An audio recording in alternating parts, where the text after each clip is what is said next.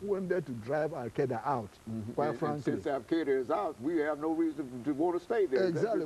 We don't no have strategic reason. No strategic reason to stay there. You know, militarily, we can still keep an eye on Al-Qaeda from bases within Afghanistan itself, just like we've done in Iraq now.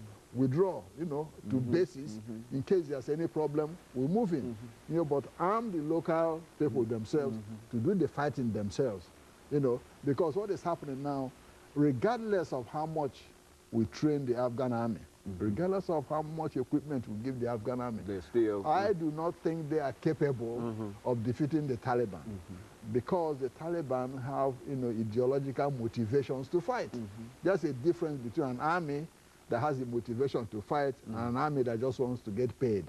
Okay, the Afghan army at the moment don't have that ideological zeal to be able to fight the Taliban. The Taliban, they are motivated ideologically, religiously, and otherwise, you know, to fight. You see, and that's the big difference between, you know, the army of Karzai, you know, and the Taliban themselves. You see, you have the Taliban everywhere. Now, Mullah Omar, who's the spiritual leader of the Taliban, is still in Afghanistan. But we can find him because nobody really knows what he looks like. You know, they know he has one eye he lost during the war against the Russians, but nobody ever saw his picture. They don't even know what he looks like. So he might be walking around in Kabul and nobody knows, you know. So he's still leading the insurrection in Afghanistan. And so now that a lot of members of Congress are questioning, particularly members of the, you know, Democratic Party are questioning, hey, why are we sending 40,000 more soldiers to Afghanistan? It doesn't make sense.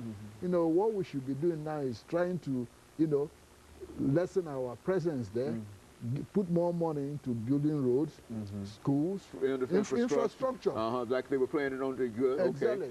Infrastructure, you know, schools and all those things to create employment for people. Because what you have right now, 60 to 70% unemployment. So all those who are unemployed, what do you have? They join the Taliban, where they can. They have no alternative. They don't have any alternative but to join the Taliban and get some money, you know, to feed their families and all this. They won't be walking around and growing the opium. The Taliban also, you know, are part of that opium growing group because that's how they get money to buy their equipment. Now, the gross GDP now is about, they have a budget of they have an expenditure now of $2.7 billion, but they have, you know, an income, the government's income is about $900 million, okay, which is, they're already running, you know, on a deficit. A big deficit, okay. So, but the opium trade is about $3 billion, illegal, okay, and it doesn't go into the government coffers.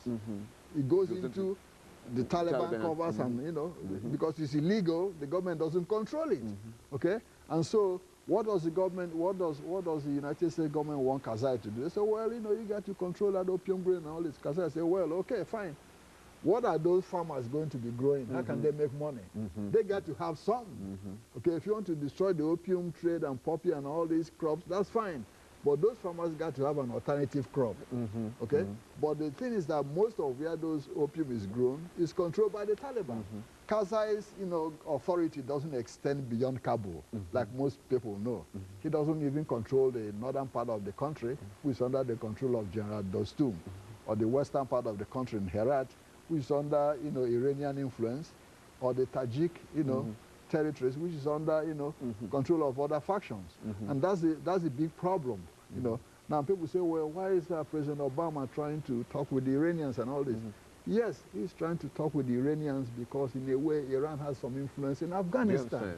Most of Western, you know, Iran, Western Afghanistan, you know, has, you know, and that could at least give us an opportunity by negotiating with Iran, at least give us an opportunity to get out of there. That's correct. Exactly. Okay. Give us some opportunity to get out of there. Dr. Madu, we're just about coming to the end of this show, as you know, and we just thank you for just bringing that information, that relationship information to us today. And I think that a lot of folks will see in what you're saying here some of the real problems that we are having. And of course, let me also encourage our audience to tune in again next week for another informative edition, and to remind them that most of these topics can be seen on our site on YouTube. And again, let me thank you for being with us tonight, this morning, and again, good morning.